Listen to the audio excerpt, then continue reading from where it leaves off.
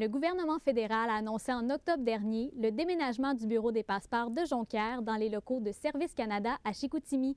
Il y a 10 jours, l'avocat jonquiérois Charles Quentin ainsi que l'homme d'affaires Pierre Bouchard ont lancé une pétition pour empêcher la relocalisation. Je reçois aujourd'hui Maître Charles Quentin pour faire la lumière sur ce sujet. Bonjour, Monsieur Quentin. Bonjour. Tout d'abord, pourquoi avoir décidé de dénoncer le déménagement du bureau des passeports? Bien, comme il est un peu historique maintenant de vivre à Jonquière certains déménagements ou certaines fermetures depuis quelque temps, on a décidé, moi et quelques autres, là, notamment M. Bouchard et M. Belland, Hugo Belland, de s'inscrire en faux et de dénoncer la situation du déménagement du bureau des passeports vers Chicoutimi, ce qui est souvent le cas. Là, on a tout le temps, on voit souvent cette espèce de déplacement vers Chicoutimi, une espèce de métropole. Il n'est pas question d'esprit de clocher, mais on veut conserver nos acquis. Et après avoir vécu des postes de radio comme CKRS, on a vécu également Radio-Canada, TQS, qui sont déménagés vers Chicoutimi. J'ai parlé de fermeture, on a vécu Zeller, on a vécu Walmart dans un tout autre chapitre. Donc, on s'inscrit en faux contre cette situation-là et on veut créer un soulèvement populaire de nature là, à faire en sorte là, que l'on puisse garder à Jonquière notre bureau des passeports. Et vous avez dit que vous trouviez que c'était coûteux. Qu'est-ce qui, selon vous, est coûteux, justement, dans cette pratique-là? Qu'est-ce qui est coûteux? Relocaliser le bureau des passeports vers Chicoutimi, je ne crois pas qu'il y ait économie au niveau locatif, parce qu'à Chicoutimi, je sais que dans les secteurs où on veut le faire, c'est à peu près 20 $ du pied carré, alors qu'à Jonquière, on va parler de 10 $ du pied carré. Au surplus, le réaménagement et la structure d'une bâtisse pour répondre aux normes fédérales et au niveau sécuritaire comme un bureau des passeports, c'est excessivement coûteux, alors qu'on a déjà ça à Jonquière. Donc, qu'on nous amène des arguments économiques et de relocalisation pour faire des économies, je n'y crois pas. Je vais même en faire la preuve dans les prochains jours, dans les prochaines semaines, qu'à Jonquière, on a tout ce qu'il faut pour non seulement conserver notre bureau des passeports, mais même créer une espèce de centre régional, s'il le faut, au niveau fédéral. On a le centre de données fiscales, on a des bureaux de poste, etc., etc. Donc, il y a des immeubles qui sont vacants actuellement. De moins en moins, par contre, là, mais il y en a. Et je ne crois pas qu'on puisse prétendre à des économies en transférant le tout vers Chicoutimi. Et quelles vont être les répercussions, selon vous, de ce déménagement-là sur la population? Bien, écoutez, si le déménagement se produit, c'est encore une fois une espèce d'exode vers une ville comme Chicoutimi.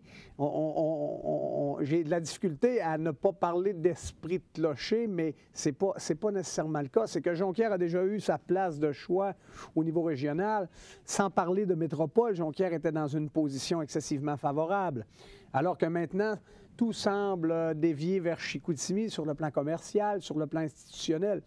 Donc, les répercussions, on risque de, s'il y avait cette espèce de laisser-aller, cette espèce de, je ne dirais pas je m'en foutisme, mais cet aplat-ventrisme qui fait en sorte qu'on ne parle plus, c'est qu'à chaque fois, on va procéder à des déménagements. Si personne parle, si personne se soulève, si personne conteste, bien, je pense que c'est une population qui va dormir de plus en plus, qu'il faut réveiller. C'est une population qui est éveillée, mais il faut maintenant maintenir cette espèce de flamme qui jaillit actuellement. C'est un peu bucolique et poétique, mais c'est comme ça. Et est-ce que vous pensez justement que le gouvernement va prendre en considération la pétition? Bien, j'ose espérer. Écoutez, on est représenté dans tous les comtés. Il y a des représentations fédérales. Que ce soit bleu, blanc, vert ou orange ou peu importe la couleur, il faut qu'il y ait une oreille qui nous entende et faire en sorte que le déménagement ne se produit pas.